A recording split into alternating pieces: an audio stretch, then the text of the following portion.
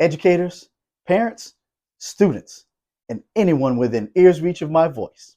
Today, I present to you episode 2 of season number 2 of Meetings with Mugs, a podcast all about positive impacts in education. Today, I'm continuing the series with education based on September being National Suicide Prevention Month. Today's episode is entitled Surviving Stress. The message of today's show is centered around the use of coping mechanisms to reduce stress. Educators, pay attention closely so you can help yourself and your scholars. Now you may be wondering, Mr. Jean, why in the world should I listen to you? Let me put out this disclaimer. I am not a mental health professional, but I am an educational expert. Over the years, I have garnered success in reducing discipline rates at learning institutions, and that has been done through the power of relationships. Now, relationships are rooted in the skill of emotional intelligence. And through the implementation of emotional intelligence and strategies in relationship building, I helped reduce the discipline rate of a low socioeconomic school with an extremely high volume of discipline write-ups. As a matter of fact, the discipline rate was reduced by 43% within 2 years. What is key to understand is that emotional intelligence and better relationships, they help to reduce stress. Today's topic. One thing is for sure, we cannot hide from stress. In education, we deal with many tedious tasks and responsibilities that contribute to the enhancement of our stress levels, which cause burnout, poor job performance, and a decline in our health. Such issues as low wages, teacher shortages that cause additional duties, daunting paperwork, and the oh so popular management of student behavior cause our cortisol levels to raise. Managing student behavior is the number one stressor for 70% of teachers in the classroom.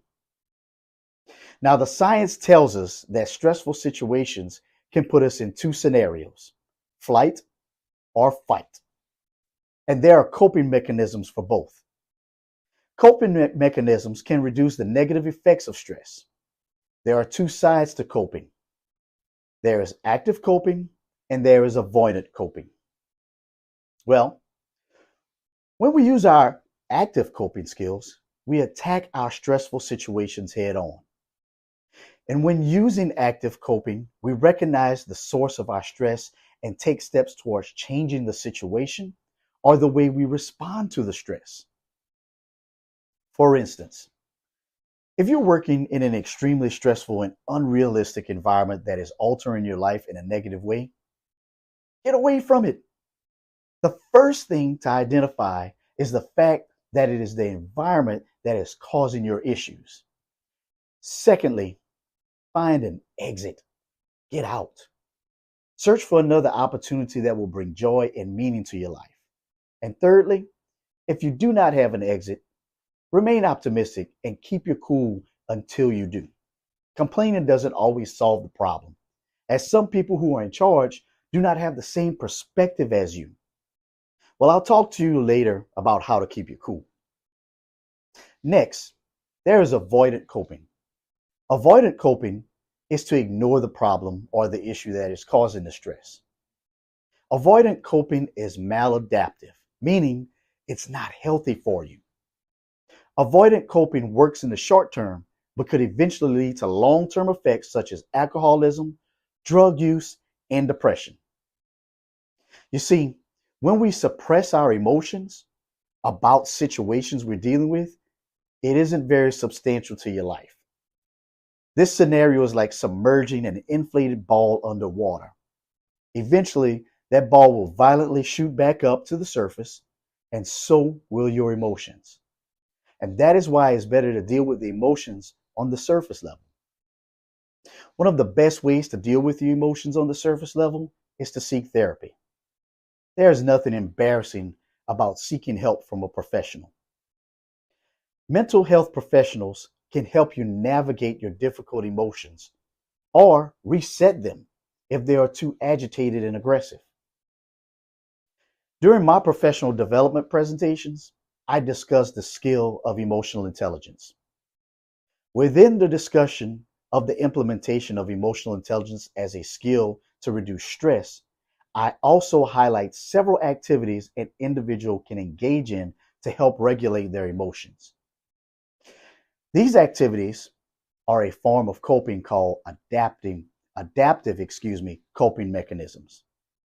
These activities can help balance the mind state and mitigate stress. Some of those highlighted activities are exercising, participating in hobbies, breathing exercises, and utilizing mindfulness meditation. More specifically, strategies for educators to use in the job, they are simple. Number one, take a break. Whether you need a few minutes away from everyone during the workday or by taking a day off, it is necessary to keep yourself regulated, especially in times of elevated stress. Find yourself an area that you can disappear into during your planning time or lunchtime. Allow yourself 15 minutes of peace. You owe it to yourself. Something else we are in control of are our diets. Eating a healthy diet is important for an individual's stress levels. Sure, there are plenty of foods out there that taste great, but most times they aren't healthy for us. So be aware of your nutritious intake. And thirdly, a lack of sleep can be detrimental to ourselves. Make a habit of getting enough rest. The school day can be very long and taxing on a person's mental and physical state.